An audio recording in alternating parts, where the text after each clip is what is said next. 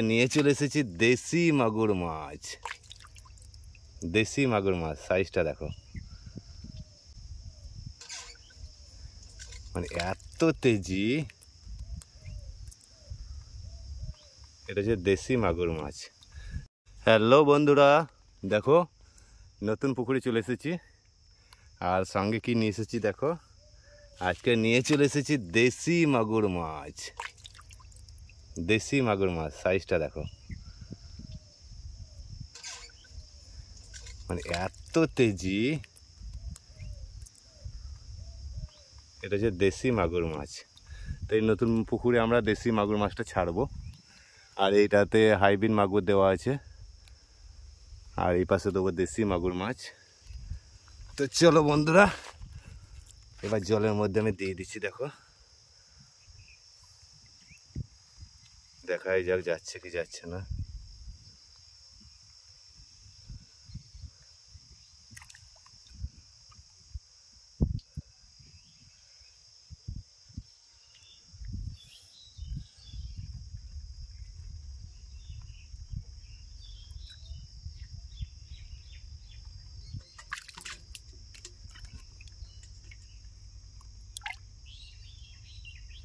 দেশি মাগুরের এর চাইতে ছোট সাইজ, এর চাইতে আর বড় সাইজ পাওয়া যায় না।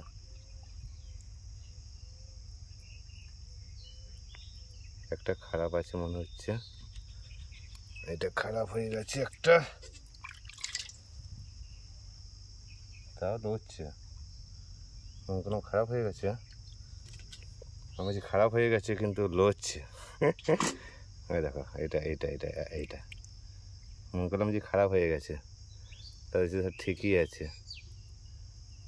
তো সাইজ এর চাইতে বড় সাইজে পাওয়া যায় না বাজারে, এইটা হচ্ছে সবচাইতে বড় সাইজ। তো দেখাই যাক।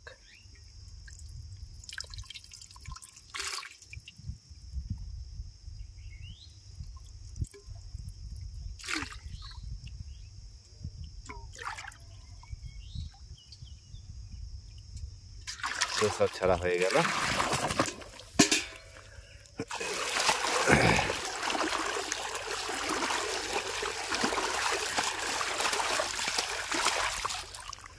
তো যখন বড় হবে সেটাও তোমাদের সঙ্গে শেয়ার করব।